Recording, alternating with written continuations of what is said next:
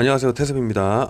굉장히 오랜만에 영상 올리는데요. 자, 오늘은 여태까지 달고나 하면서 조금 실패하시는 분들이 좀 계신 것 같아요. 지금 영상 보시는 것 같이 약간 그 안에 그 설탕 덩어리처럼 이렇게 남아있는 경우, 이런 류의 실패를 좀 많이 하시는 것 같아서 달고나를 만들 때 물을 넣고 만드는 방법 중에 달고나 만들 때 실패하지 않는 법에 대해서 좀 얘기를 해볼게요. 지금 약간 이런 느낌 실패하시는 분들은 잘 아실 거예요. 안에 설탕처럼 이렇게 그대로 남아있는 경우. 자, 달고나를 만들 때 보통 물을 넣는 방법이 있고 넣지 않는 방법이 있는데 제가 둘 다 영상은 올렸고요. 물을 넣든 넣지 않든 중요하지 않습니다.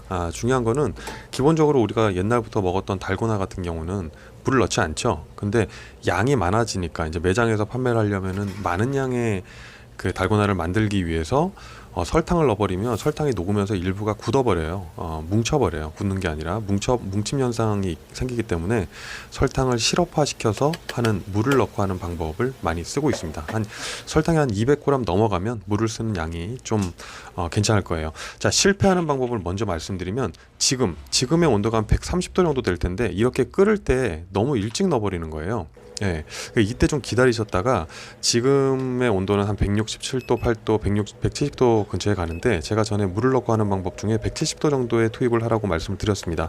근데 지금 170도 가까이 되는데 제가 아직 투입은 안 했는데 갈변화가 일어나지 않았기 때문에 그래요. 그래, 갈변화가 약간 일어나는 단계, 쉽게 편하게 생각하면 물이 다 증발돼야 되는데 갈변화가 된다는 것은 물이 잘 다 증발이 되고 그 다음에 설탕이 약간 타들어가는 그 시기라고 그냥 편하게 이해하시면 될 것 같습니다. 지금 약간 갈색 빛깔이 좀 돌죠. 이때 소다를 투입을 하고 마구마구 저어주면 거의 실패할 확률이 거의 없습니다. 이렇게 하게 되면은 큰 문제가 없고요.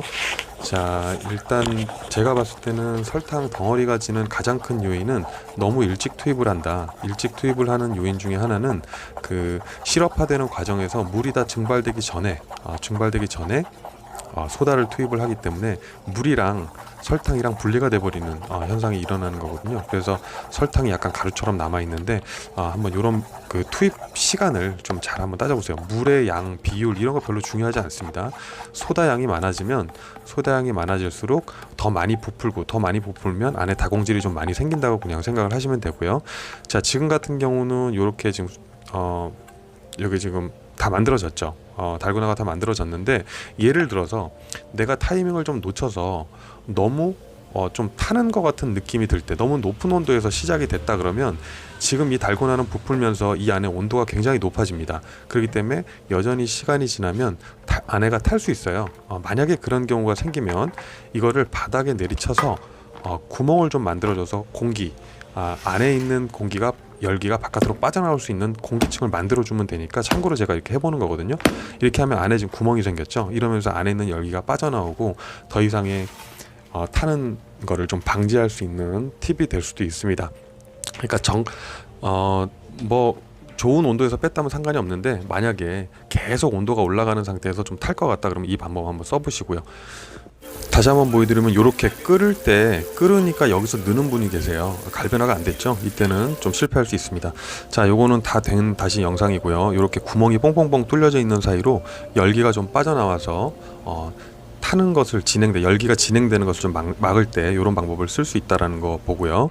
자, 그리고 이게 실패한 것과 약간 제대로 된 달고나를 비교를 해보자면 이렇게 한번 볼게요. 오른쪽에 있는 것은 탄탄하게 잘 굳어서 달고나가 잘 완성이 된 거고요. 지금 왼쪽에 보시는 것은 약간 설탕 느낌? 예, 지금 한번 볼게요. 자, 오른쪽에 지금 제대로 된 달고나는 부수면 저렇게 똑똑 과자처럼 부서지죠. 저런 식으로 부서지는데 지금 왼쪽에 있는 실패한 것은 안에가 부서져요. 그러면서 설탕 덩어리처럼 두두두둑 떨어집니다. 그 냄새도 되게 이상하고요. 맛은 당연히 이상하겠죠. 그러니까 가장 중요한 것은 내가 물의 비율을 얼마나 할 것이냐. 물은 다시 한번 말씀드리지만 어차피 다 증발시켜야 돼요. 그러니까 설탕이 뭉치는 것을 방지하기 위해서 넣는 겁니다. 그러니까 물의 양 비율 이거 중요하지 않고요. 소다 양도 어느 정도 일정 비율에서 가감하시면 전혀 문제가 없으니까 넣는 포인트만 잘 계산해 가지고 한번 넣는 거 한번 해보시고요. 요 정도 두께로 하면 그냥 손으로 톡톡톡 해도 이렇게 잘 부서져요. 이렇게 잘 부서지니까 이렇게 하고 음료 나가는 것도 뭐 이렇게 해가지고 달고나 라떼, 달고나 밀크티, 달고나를 이용한 여러가지 음료를 한번 만들어 보시기 바랍니다.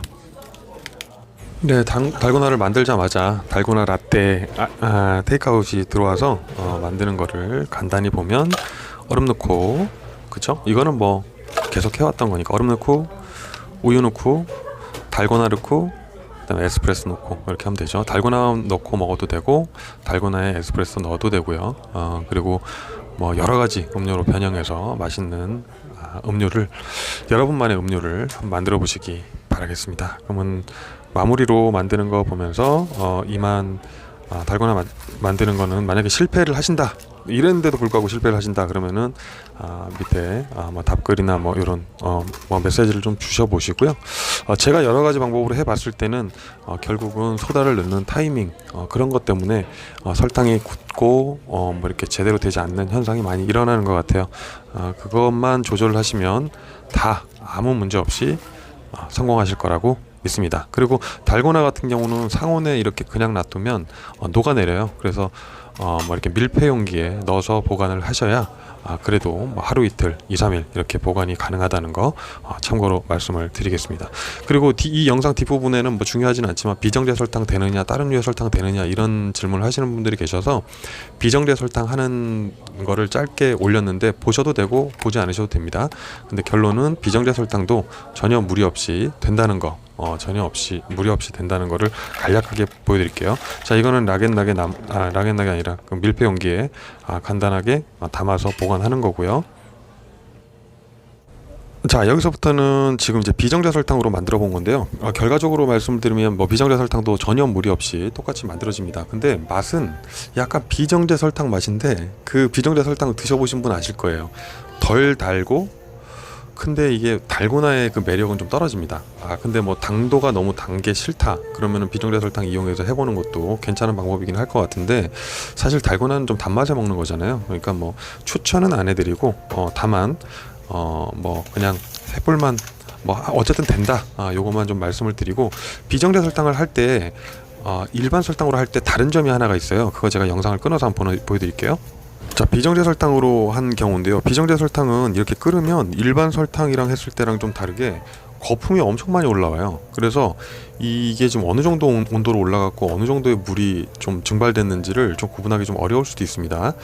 그때는 이 거품층이 굉장히 많은 거 그냥 무시하고 있다가 불을 끄면 거품이 그냥 1초 만에 딱 사라져 버려요. 지금 한번 볼게요. 만약에 거품이 이렇게 많이 올라옵니다.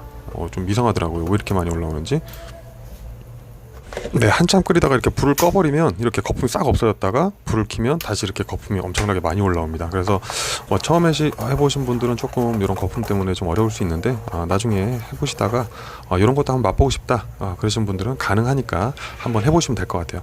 제가 한 결과물만 한번 보여드릴게요. 자, 어느 정도 끓어서 소다를 투입을 했고요. 그러니까 약간 끈적끈적한 느낌, 거품 때문에 잘 모를 때는 약간 끈적끈적해서 시럽화된 느낌이 날 때 저는 투입을 했고, 이때 온도는 그다지 높진 않았어요. 한 150도 정도. 근데 어느 정도 끈적끈적한 느낌 상태에서 그냥 이렇게 약간 촉으로 여태까지 해왔던 촉으로 그냥 한번 해본 거예요.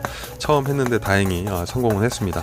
이런 식으로 그냥 일반 설탕이랑 할 때랑 전혀 뭐 다른 게 없는 질감과 비주얼이 나오고요. 맛만 조금 비정제 설탕 맛. 그래서 달고나 라떼로서 뭐 크게 추천은 안 하지만 달고나 라떼를 먹고 싶은데 단 게 싫다 이러면은 좀 아이러니하긴 한데 모순이긴 한데 그런 경우에는 한번 또 만들어서 해보는 것도 나쁘지 않을 것 같습니다. 자, 완성이 됐고요. 모양 자체는 굉장히 깔끔하고 매끈하고 무슨 애기 피부처럼 아주 깔끔하게 잘 나왔어요. 그래서 모양이나 뭐 이런 거 전혀 문제 없다 그렇게 알고 계시면 될 것 같습니다. 자, 완성된 모습인데요. 엄청 깔끔하죠. 비주얼상으로는 오히려 훨씬 먹음직스럽고 되게 맛있어 보이더라고요. 그런데 맛은 다시 한번 말씀드리지만 글쎄요, 달고나의 매력이 좀 떨어진다. 어쨌든 매끈하게 이렇게 설탕으로 할 때랑 전혀 다른 거 없이 안에도 탄탄 빼곡하게 잘 들어서 있고요.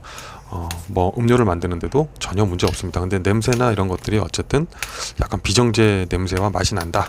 그런 거 참고하시면 될 것 같고요. 어쨌든 물로 하는 방법, 물로 하는 이유는 설탕이 뭉치는 거를 방지하기 위해서다. 그러니까 물이 다 증발되면 된다.